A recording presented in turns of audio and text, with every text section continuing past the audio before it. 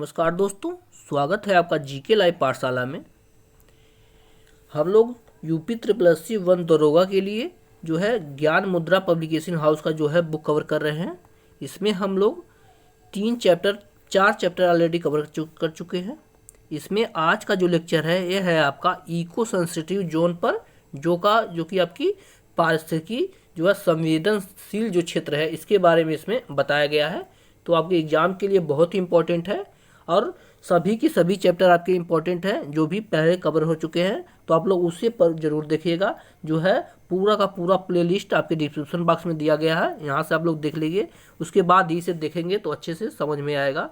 देर न करते हुए शुरुआत करते हैं। अगर आपको अच्छा लगे तो चैनल को जरूर सब्सक्राइब कीजिएगा, क्योंकि 90% जो है देख तो रहे हैं वीडियो लेकिन चैनल को नहीं सब्सक्राइब कर रहे हैं। तो प्लीज़ आप लोग जो भी देखें चैनल को जरूर सब्सक्राइब कीजिएगा। शुरुआत करते हैं। पीडीएफ के लिए आपको पता है टेलीग्राम को ज्वाइन करना है, टेलीग्राम का भी लिंक दिया गया है, तो वहाँ से आप लोग उसे ज्वाइन कर सकते हैं। शुरुआत करते हैं। पारिस्थितिकी संवेदनशील क्षेत्र क्या होता है इसके बारे में इसमें पूरा विस्तार से बताया गया है। तो ये होते हैं आपके संरक्षित क्षेत्र, जैसे आपका राष्ट्रीय पार्क हो गया, वन्य जीव अभ्यारण्य हो गया। आप लोग संरक्षित क्षेत्र आरक्षित क्षेत्र पढ़ कर आ चुके हैं, तो वहाँ से आप लोग अच्छे से समझेंगे, तो उसे जरूर देखिएगा। इसके जो संरक्षित क्षेत्र होते हैं कि चारों ओर जो है 10 किलोमीटर, देखिएगा 10 किलोमीटर तक अधिसूचित क्षेत्र पारिस्थितिकी क्षेत्र के रूप में जाना जाता है। ठीक है ना। जो भी आपके वन्य जो अभ्यारण्य है वो तो आपका संरक्षित क्षेत्र में आता है। उसके 10 किलोमीटर दूरी तक का जो क्षेत्र होता है वो आपके पारिस्थितिकी संवेदनशील जो है क्षेत्र के अंतर्गत आता है। महत्वपूर्ण क्षेत्र होने की स्थिति में देखिए, अगर महत्वपूर्ण क्षेत्र है तो इस स्थिति में 10 किलोमीटर से अधिक भी क्षेत्र लिया जा सकता है। ठीक है ना। अगर जो है पारिस्थितिकी रूप से ज़्यादा इंपॉर्टेंट है तो 10 किलोमीटर से अधिक का क्षेत्र भी लिया जा सकता है। आगे देखते हैं। पारिस्थितिकी संवेदनशील क्षेत्र में शामिल किया जा सकता है जो भी आपका इंपॉर्टेंट है। आगे देखते हैं। पर्यावरण संरक्षण अधिनियम 1986 इंपॉर्टेंट है। देखिएगा, पर्यावरण संरक्षण अधिनियम को बना था 1986 में, जो बना था इसके अंतर्गत जो है पारिस्थितिकी संवेदनशील क्षेत्र जो है घोषित किया जाता है। ठीक है ना। इस अधिनियम के तहत घोषित किया जाता है। आगे देखते हैं। नवीनतम अधिसूचना में पार्क के इको सेंसिटिव जोन को घटाकर 169 वर्ग किलोमीटर कर दिया गया है। ठीक है ना। जो नवीनतम जो है अधिसूचना जारी की गई है इसमें जो है इको सेंसिटिव जोन जो होता है इसे घटाकर कितना कर दिया गया, 169 वर्ग किलोमीटर क्षेत्रफल इसका कर दिया गया है। इसे भी आप लोग ध्यान रखिएगा। आगे देखते हैं। इको सेंसिटिव जोन क्या होता है। अब तक तो आप लोग पारिस्थितिकी सेंसिटिव जोन देख चुके हैं, अब इको सेंसिटिव जोन क्या होता है इसके बारे में हम लोग यहाँ देखेंगे। इको सेंसिटिव जोन या पारिस्थितिकी रूप से संवेदनशील क्षेत्र पर्यावरण, ध्यान रखिएगा क्या है, पर्यावरण, वन और जलवायु परिवर्तन मंत्रालय, भारत सरकार द्वारा किसी क्षेत्र जो है संरक्षित क्षेत्र, राष्ट्रीय उद्यान व वन्य जीव अभ्यारण्य के आसपास को असूचित किया जाता है। वही सेम चीज जिसमें की कही गई है। आगे देखते हैं। इको सेंसिटिव जोन में होने वाली गतिविधियां, ध्यान रखिएगा, इसमें जो है 10 किलोमीटर का जो क्षेत्र होता है इसमें जो भी गतिविधियां होती हैं वह है आपका 1986 के पर्यावरण संरक्षण अधिनियम के तहत विनियमित होती है। ठीक है ना। इस जो है अधिनियम में जो बात कही गई है वहाँ पर क्या क्या जो है अलाउ है उसी के तहत इस पर किया जाता है।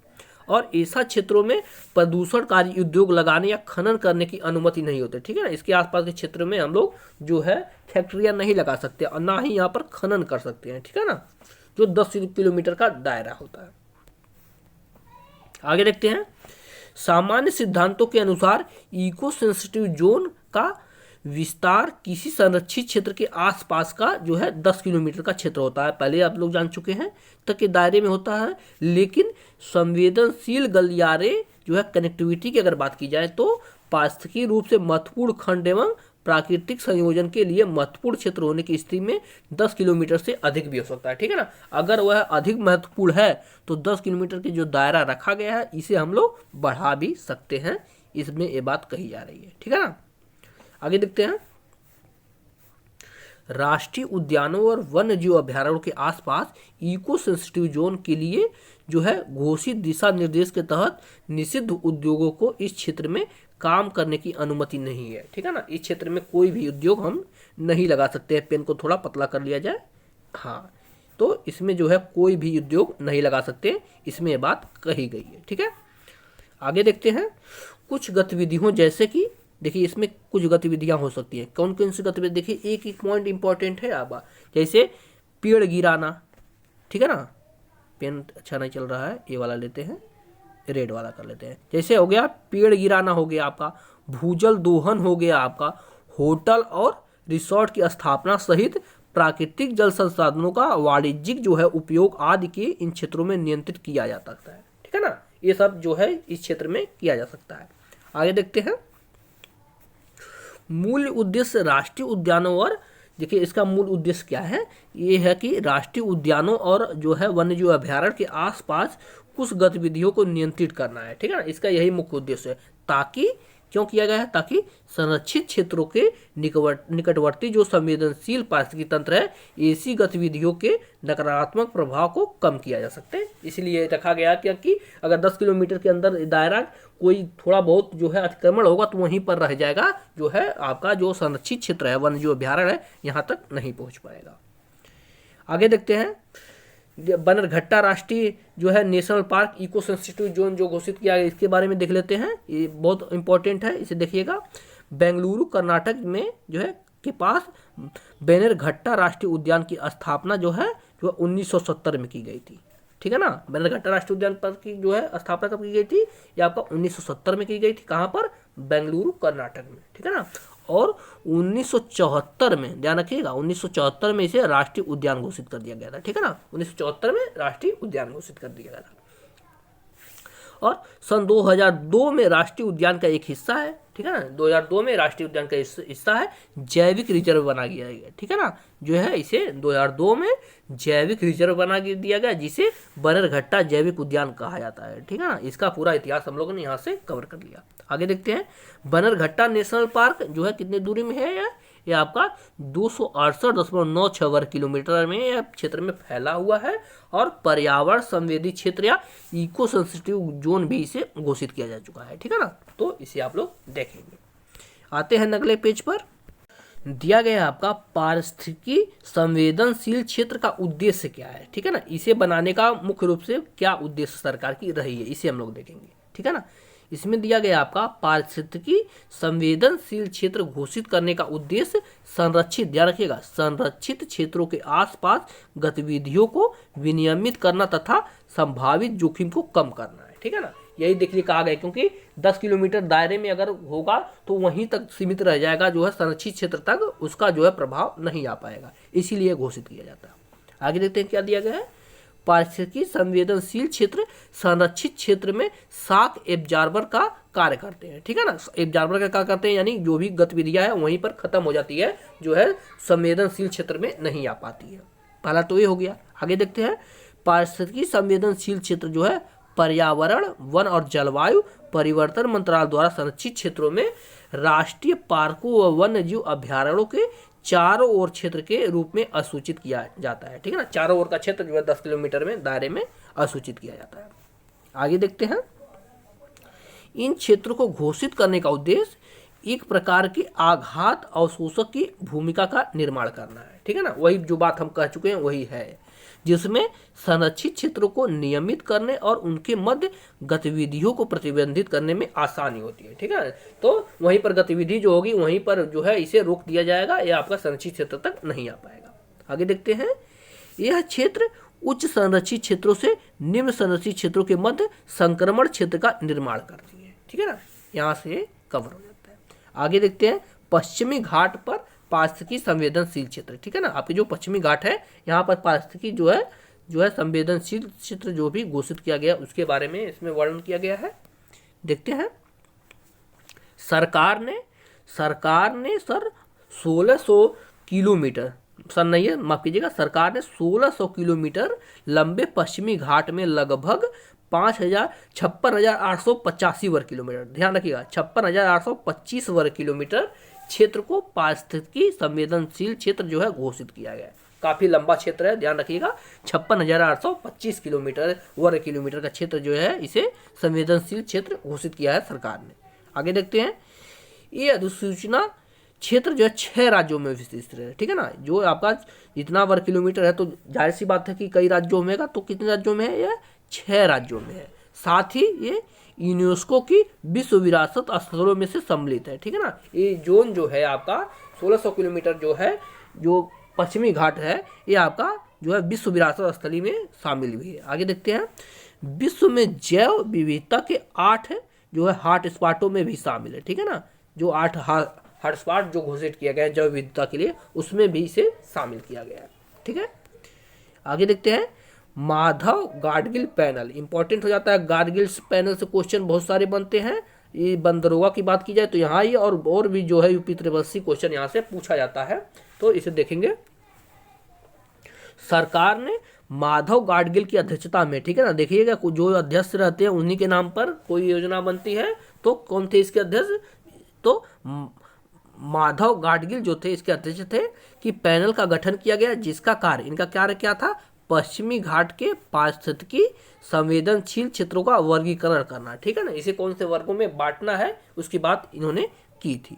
आगे देखते हैं, इस वर्गीकरण को निम्नलिखित रूप में समझा जाता है। ठीक है ना, इसमें कौन कौन से जो है वर्गों में बांटा गया देखते हैं। इस समिति ने 142 तालुकाओं को जो है 1 to 3 के रूप में वर्गीकृत किया था। ठीक है ना, किसमें? 1 to 3 के रूप में वर्गीकृत किया था 142 तालुकाओं को। ठीक है ना, गोवा में अवस्थित जो है जोन था वह पहला और दूसरा में खनन कार्यों के लिए पर्यावरण मंजूरी पर रोक लगाया था। ठीक है ना, गोवा में जो है जो जोन था इसमें जो है खनन कार्य पर रोक लगाया था, और यहाँ पर पहला और दूसरा क्षेत्र था। ठीक है ना, आगे देखते हैं, पहला क्षेत्र में बृहद बांधों का निर्माण पर रोक लगा दी। ठीक है ना, जो पहला क्षेत्र होता है इसमें जो है उसमें बड़े बांधों पर रोक लगाए थे, यहाँ की बांधों का निर्माण नहीं किया जाता था। और पहले अगर दूसरे की बात की जाए तो इसमें प्रदूषण फैलाने वाले उद्योग जैसे कोयला हो गया, इस पे आधारित विद्युत संयंत्र हो गया, आदि की स्थापना नहीं की जा सकती। ठीक है ना, पहला दूसरा क्षेत्र जो है इसमें जो है जो कोयला से निर्माण होने वाले जो है विद्युत यंत्रों को नहीं लगाया जा सकता। आगे है, समिति ने या सीजेड के विकास के लिए ग्राम सभाओं की सहमति को महत्वपूर्ण माना। ठीक है ना, जो है ग्राम सभाओं की जो सहमति के मतलब यानी अगल बगल के जो गांव है वहां की जो सहमति लेकर ही बना था। आगे देखते हैं, पश्चिमी घाट पारिस्थितिकी प्राधिकरण का निर्माण किया जाए और उसे वह जो है जलवायु संरक्षण अधिनियम के तहत अधिकार दिए जाएं, इसमें ये बात कही गई थी। ठीक है ना, आगे देखते हैं, गाडगिल समिति ने पश्चिमी घाट के पर्यावरण को संरक्षित करने के लिए महत्वपूर्ण उपाय सुझाए हैं। ठीक है ना, यद्यपि यह वास्तविक परिस्थितियों के आकलन करने में असफल रही। ठीक है ना, ये योजना पूर्ण रूप से सफल नहीं रही। इसी कारण के जो है कस्तूरी रंगन की अध्यक्षता में एक नए पैनल का गठन किया गया। ठीक है, जो है गाडगिल योजना जो थी वह जो है पूर्ण रूप से सफल नहीं हुई। इसके लिए तब दोबारा कौन सी योजना बनाई गई? जो है कस्तूरी रंगन की अध्यक्षता में एक नया पैनल बना था। ठीक है ना, ध्यान रखिएगा, गाडगिल परियोजना जो है जो अध्यक्षता में उनकी जो पूर्ण रूप से नहीं हो पाई तो कौन सी बनाई गई? कस्तूरी रंगन बनाई गई। ठीक है ना, जिसने पर्यावरण जो है विकास और मध्य संतुलन बनाया जा सके। ठीक है ना, आप लोग से क्वेश्चन पूछा जाएगा कस्तूरी रंगन जो है समिति किसके लिए बनी थी? तो यह पर्यावरण के लिए बनी थी, ध्यान रखिएगा। आगे देखते हैं, कस्तूरी रंगन समिति ने पश्चिमी घाट के केवल 37% क्षेत्र की, ध्यान रखिएगा, केवल 37% क्षेत्र की जो है इकोसिस्टम जो है घोषित किया था, सिफारिश की थी। ठीक है ना,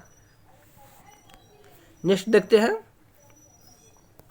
अब इसके बाद देखिए यहाँ से चैप्टर आपका खत्म होता, काफ़ी छोटा चैप्टर था, और इसमें एक क्वेश्चन कैसे बनते हैं सबसे इंपॉर्टेंट क्वेश्चन ही है। तो इसके बाद इसमें जो भी क्वेश्चन बनते हैं उसे देखेंगे। देखिए, पहला क्वेश्चन दिया गया आपका, पारिस्थितिकी संक्रमण अवधारणा का सर्वप्रथम प्रयोग किया गया, तो यह किया गया था आपका ऑप्शन नंबर यहाँ से बी सही हो जाएगा, बेनेट द्वारा किया गया था। ठीक है ना, किसने किया था?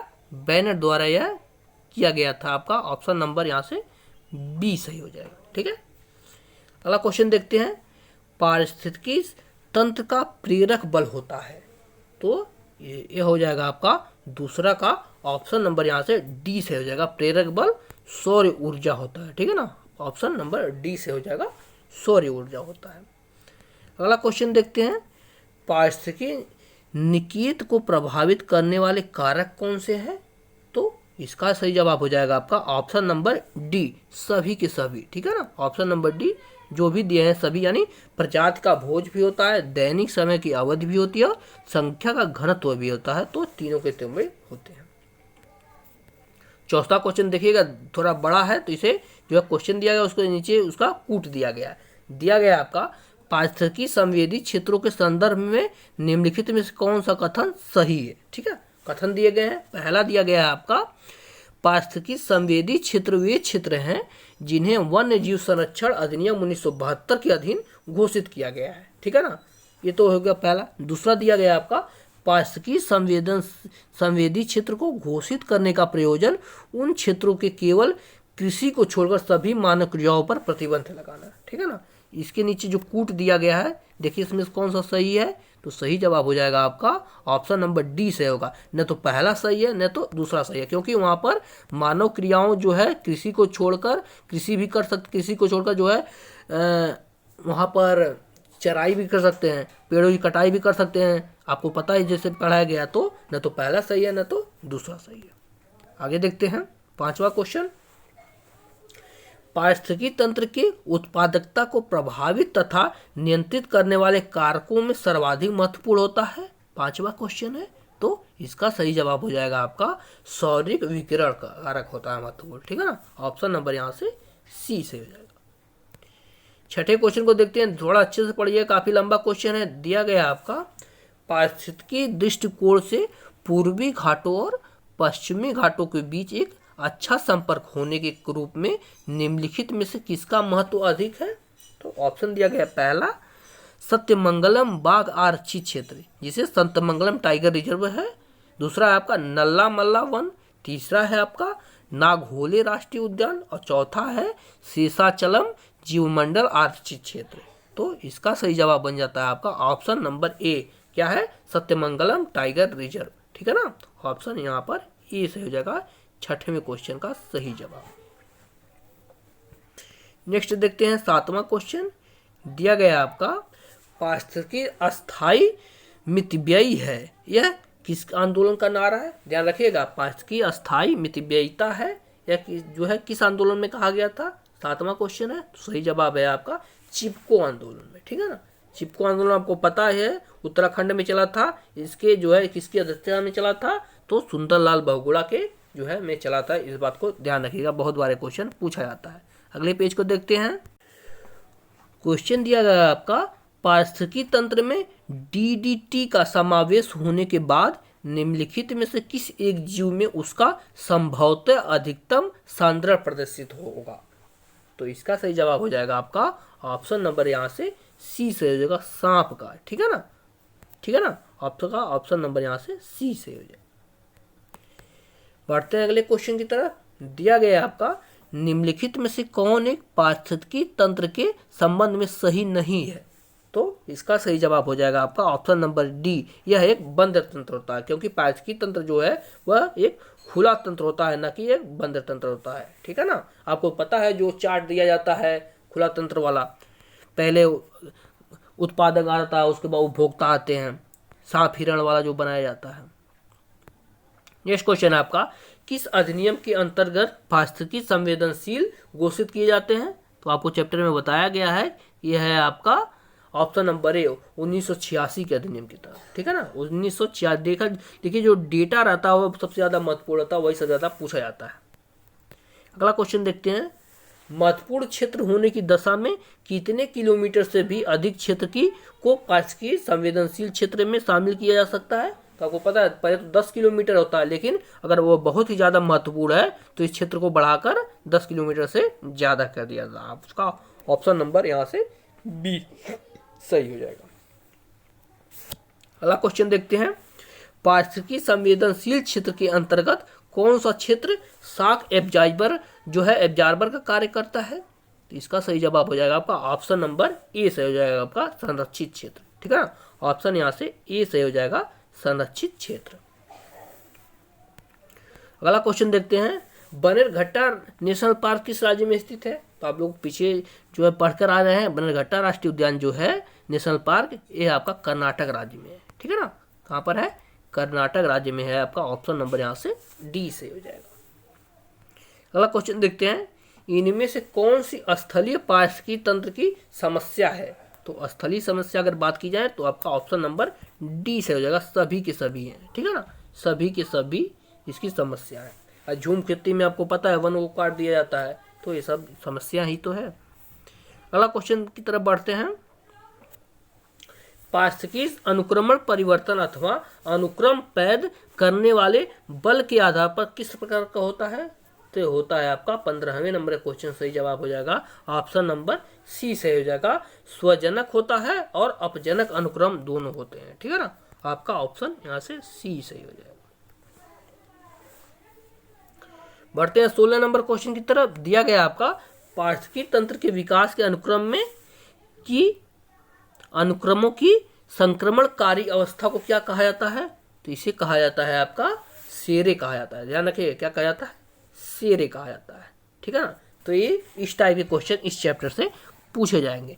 यहाँ पर सारे का सारा जो है आंसर भी दिया गया, तो आप लोग यहाँ से आंसर को कंफर्म कर सकते हैं। और वीडियो अगर पसंद आई हो तो लाइक जरूर कीजिएगा, चैनल को जरूर सब्सक्राइब कीजिएगा, और इसका पीडीएफ जो है टेलीग्राम चैनल पर मिल जाएगी, तो टेलीग्राम चैनल पर जरूर जुड़े। और आप लोग से एक बार फिर रिक्वेस्ट है कि जरूर से जरूर आप लोग चैनल को जरूर सब्सक्राइब करें। 90% जो है बिना सब्सक्राइब किए वीडियो देखते हैं, तो प्लीज़ चैनल को जरूर सब्सक्राइब करें। मिलते हैं नेक्स्ट लेक्चर में, तब तक के लिए धन्यवाद।